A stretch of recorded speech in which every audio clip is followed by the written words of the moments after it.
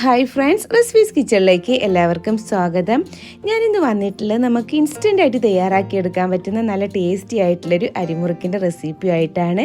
അരിപ്പൊടി വെച്ചിട്ട് വളരെ പെട്ടെന്ന് തയ്യാറാക്കിയെടുക്കാൻ പറ്റുന്ന കേട്ടോ. നമുക്ക് കുറച്ചധികം ഉണ്ടാക്കിയിട്ട് കുറേ കാലം സൂക്ഷിച്ച് വെക്കാനും കൂടെ പറ്റുന്ന നല്ലൊരു അരിമുറുക്കിൻ്റെ റെസിപ്പിയാണ്. അപ്പോൾ എന്തായാലും എല്ലാവരും ഇതുപോലെ ഒന്ന് ട്രൈ ചെയ്ത് നോക്കട്ടോ. ട്രൈ ചെയ്ത് നോക്കിയതിന് ശേഷം ഫീഡ്ബാക്ക് അറിയിക്കാൻ മറക്കരുത്. അതുപോലെ വീഡിയോ കണ്ടുകൊണ്ടിരിക്കുമ്പോൾ ഇഷ്ടമാണെന്നുണ്ടെങ്കിൽ ആ ലൈക്ക് ബട്ടണിൽ നിന്ന് ക്ലിക്ക് ചെയ്യാൻ മറക്കരുത്. ചാനൽ സബ്സ്ക്രൈബ് ചെയ്തിട്ടില്ല എന്നുണ്ടെങ്കിൽ ഒന്ന് സബ്സ്ക്രൈബ് ചെയ്ത് സപ്പോർട്ട് ചെയ്യാനും കൂടെ മറക്കരുത് കേട്ടോ. അപ്പോൾ എങ്ങനെയാണ് തയ്യാറാക്കി എടുക്കുന്നത് എന്നുള്ളത് നോക്കാം.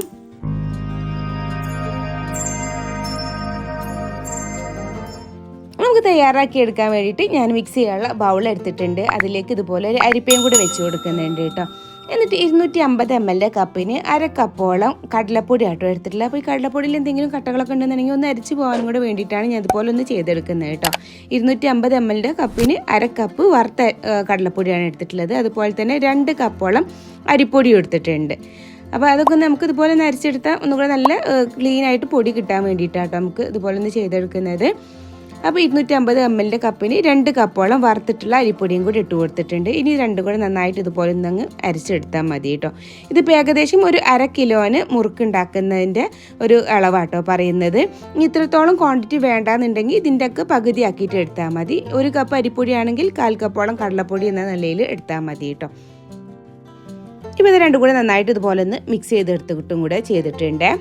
ഇനി അതിലേക്ക് 1 ടീസ്പൂണോളം മുളക് പൊടി ആഡ് ചെയ്ത് കൊടുക്കാം. അതിൻ്റെ കൂടെ തന്നെ ഒരു 2 ടീസ്പൂണോളം എള്ളാണ് കേട്ടോ ആഡ് ചെയ്ത് കൊടുത്തിട്ടുള്ളത്. 2 ടീസ്പൂണോളം മതിയാവും.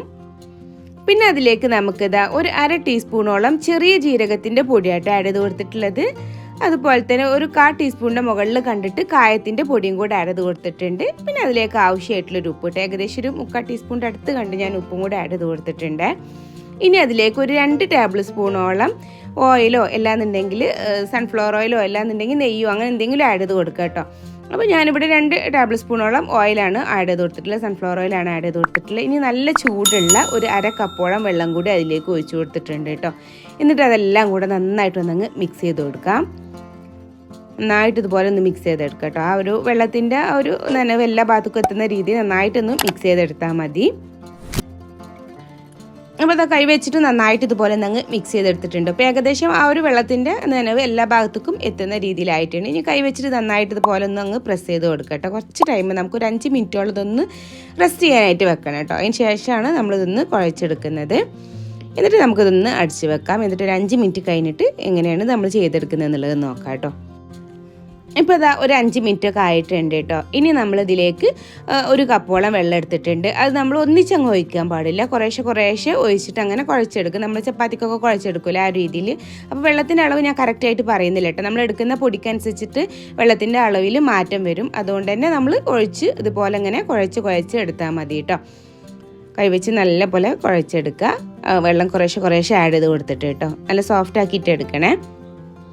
അതുപോലെ തന്നെ നിങ്ങൾക്ക് ഈ ഒരു വീഡിയോ ഇഷ്ടമായിട്ടുണ്ടെന്നുണ്ടെങ്കിൽ നിങ്ങളുടെ ഫ്രണ്ട്സും റിലേറ്റീവ്സായിട്ടൊക്കെ ഒന്ന് ഷെയർ ചെയ്യാനും കൂടെ മറക്കരുത്. ചാനൽ സബ്സ്ക്രൈബ് ചെയ്തിട്ടില്ല എന്നുണ്ടെങ്കിൽ ഒന്ന് സബ്സ്ക്രൈബ് ചെയ്ത് സപ്പോർട്ട് ചെയ്യാനും കൂടെ മറക്കരുത്. ഫേസ്ബുക്കിലാണ് കാണുന്നതെന്നുണ്ടെങ്കിൽ ഫേസ്ബുക്ക് പേജ് ഒന്ന് ഫോളോ ചെയ്യാനും കൂടെ മറക്കരുത് കേട്ടോ.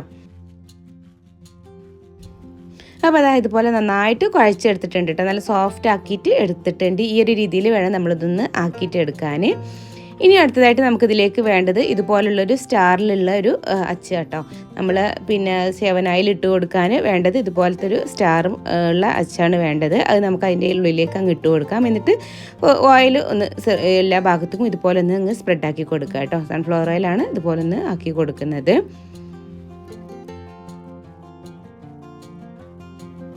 ഇനി നമ്മൾ ഇതിൽ നിന്നൊരു പോർഷൻ എടുത്തിട്ട് അതിൻ്റെ ഉള്ളിലോട്ട് വെക്കാൻ പറ്റുന്ന രീതിയിൽ ഒന്ന് ഇതുപോലെ അങ്ങ് റോൾ ചെയ്തെടുത്താൽ മതി കേട്ടോ.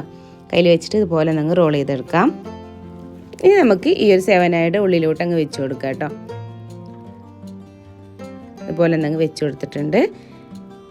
ഇനി അതൊന്ന് ടൈറ്റാക്കി കൊടുത്താൽ മതിയേ.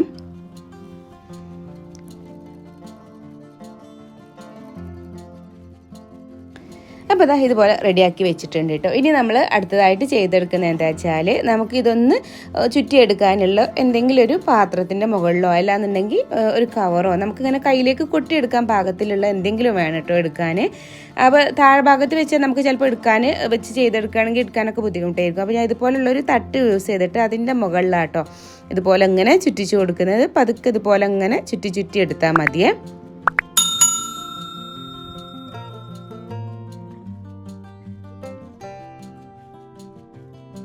ഏകദേശം ഒരു റൗണ്ടായി വന്നാൽ കൈ വെച്ചിട്ട് ഇതുപോലെ ഒന്നങ്ങ് കട്ട് ചെയ്ത് കൊടുക്കുക കേട്ടോ. ഇത് ആ ഭാഗവും അതുപോലെ സെൻറ്ററും ഒന്നങ്ങ് പരസ്പരം ഒട്ടിച്ച് കൊടുക്കണേ ഇതുപോലെ.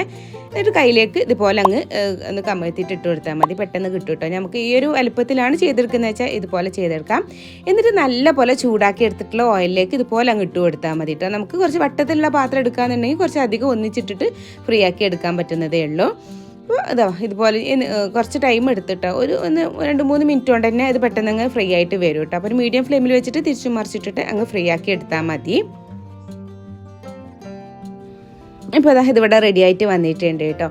നല്ല ക്രിസ്പി ആയിട്ടുള്ള നല്ലൊരു ഇൻസ്റ്റൻ്റ് ആയിട്ട് ഉണ്ടാക്കിയെടുക്കാൻ പറ്റുന്ന നല്ലൊരു അരിമുറുക്കിൻ്റെ റെസിപ്പിയാണ്. ഇനി ബാക്കിയുള്ളതൊക്കെ ഇതുപോലെ തന്നെ അങ്ങ് ചുറ്റിച്ചിട്ട് അധികം ഇങ്ങനെ ഇട്ടിട്ട് അങ്ങനെ ഫ്രൈ ആക്കി എടുത്താൽ പറ്റും. കുറച്ച് അധികം ഉണ്ടാക്കിയിട്ട് ഒന്നിച്ചിട്ട് ഫ്രൈ ആക്കി എടുക്കുകയെന്നുണ്ടെങ്കിൽ പെട്ടെന്ന് ആക്കിയെടുക്കാൻ പറ്റും കേട്ടോ. അപ്പോൾ ഞാനിവിടെ ഒരു 2 ഒന്നിച്ചിട്ടിട്ട് അങ്ങ് ചെയ്തെടുക്കുന്നുണ്ട്.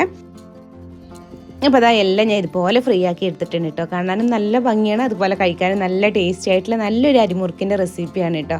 അപ്പോൾ ഇപ്പോൾ നമുക്ക് കുറച്ച് അധികം ഉണ്ടാക്കി വെച്ചിട്ട് എടുത്ത് വെക്കാനും കൂടെ ഒക്കെ പറ്റുന്ന നല്ലൊരു അരിമുറുക്കിൻ്റെ റെസിപ്പിയാണ്. ഇൻസ്റ്റൻ്റായിട്ട് തയ്യാറാക്കി എടുക്കാനും പറ്റും. അല്ലേ, അതിൻ്റെ സൗണ്ടൊക്കെ കേട്ടില്ല, നല്ല ക്രിസ്പി ആയിട്ടുള്ള നല്ലൊരു അരിമുറുക്കാണ്. അപ്പോൾ എന്തായാലും എല്ലാവരും ഇതുപോലെ ഒന്ന് ട്രൈ ചെയ്ത് നോക്കിയതിന് ശേഷം ഫീഡ്ബാക്ക് അറിയിക്കാൻ മറക്കരുത്. അപ്പോൾ ഇൻഷാ അല്ലാഹ് ഇനി മറ്റൊരു വീഡിയോ ആയിട്ട് വരുന്നവരേക്കും ബായ്, താങ്ക് യു, അസ്സലാമു അലൈക്കും.